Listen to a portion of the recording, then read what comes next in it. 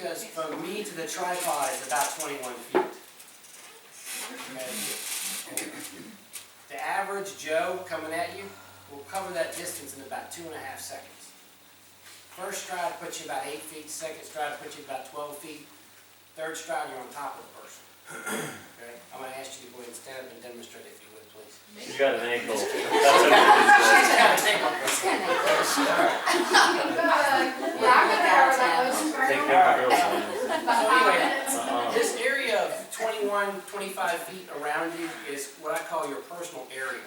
This is the area where within that range, you don't even care what's going on, right? If you're at the fair and someone 25 feet away, you know, punches his wife and throws a beer at somebody else, you don't care.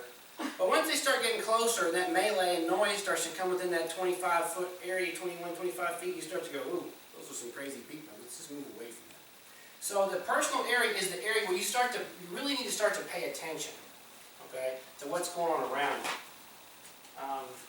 Personal space. Personal space is like the handshake distance, the distance between two people shaking hands.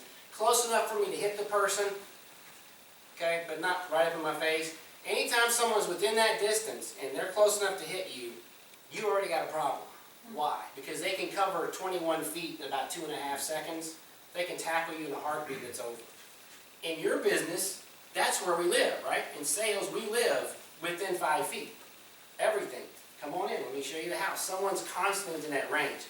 So in this particular industry, a little bit different. But in general, like just the holidays, you're going to the mall, you're going shopping, you're in the parking lot, somebody's approaching you at 21 feet, they could turn and go on into the food court. When they start getting inside 21, 15, 10 feet, why is this person walking up to me, right? You've got to start thinking, what's going on? A safe area. Pretty simple description, right? A safe area is an area with lights, people, well lit, and you can get to. So if you're out here, for example, something goes wrong, the office is closed, the reef has got usually somebody down there this time of night drinking. Might not be the person you want to rescue, but there's a bunch of people down there, okay? If you're at the mall, maybe there's a gas station across the street or on the other end of the parking lot, something's open. So a safe area is somewhere you can go, there are other people if you're afraid, and then you can use the phone there, you can wait there until your husband comes to get you, you can wait there until the police arrive or whatever, okay?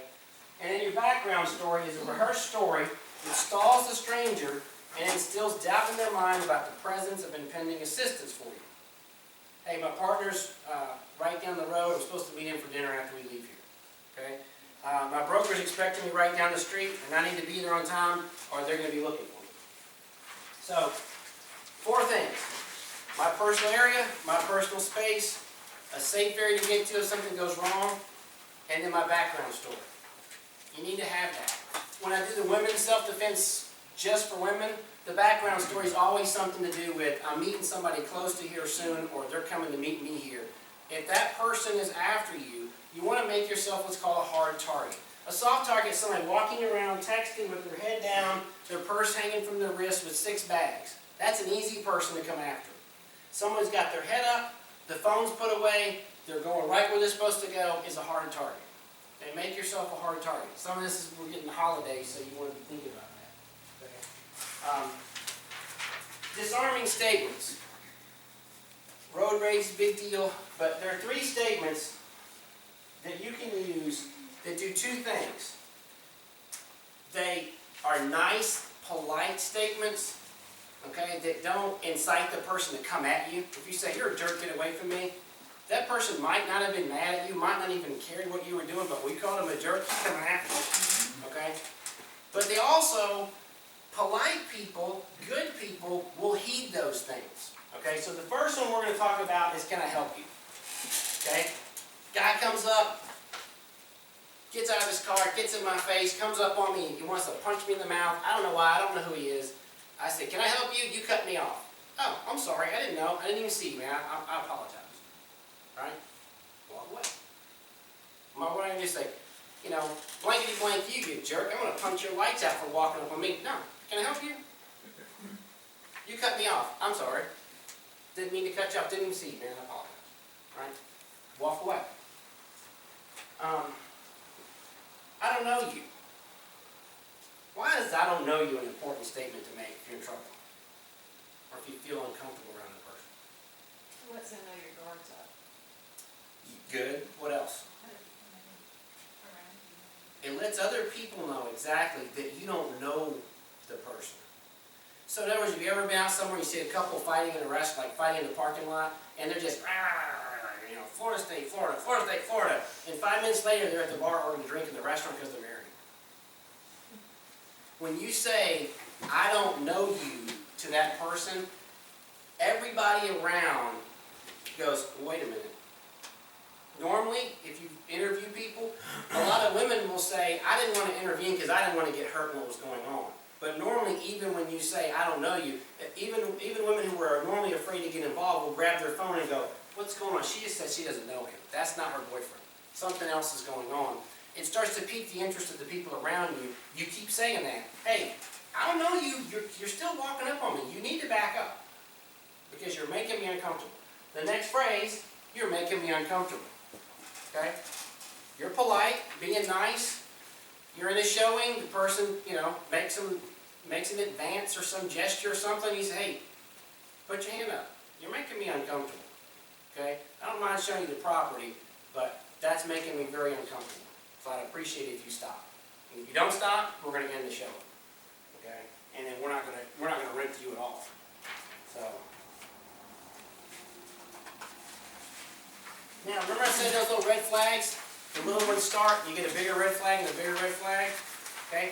Once you say to somebody, you're making me uncomfortable, if they continue to move forward with whatever they're doing, whether it's verbal or it's moving forward, you know right then something's up. Because a normal person would say, oh, sorry.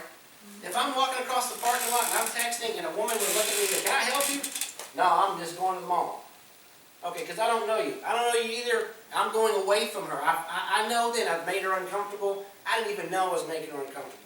If you say that, a normal guy will walk away.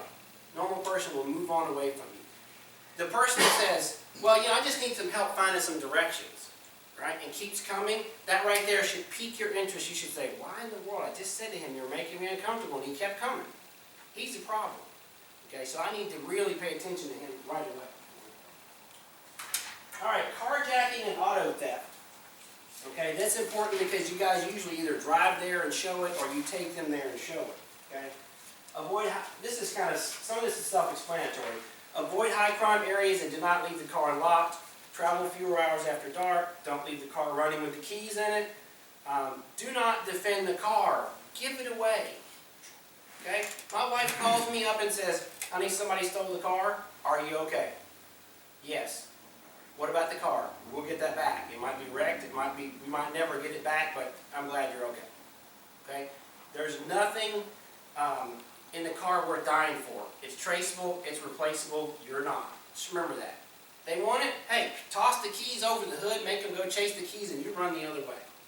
Okay? Make them go get the keys, and you take off. Get to a safe area. If you're carjacked, don't stand there and wait for the cops. Find a safe place to go wait. When the police car shows up, then walk out to it. Don't stand there where you got carjacked in the road or on the edge of the road or the side of the road. Get somewhere safe. As of 2001, all cars made in the U.S. have to have a child-safe trunk release on the inside of the car. And it has to glow in the dark. Children were dying by locking themselves in cars in the summertime and dying from heat prostration.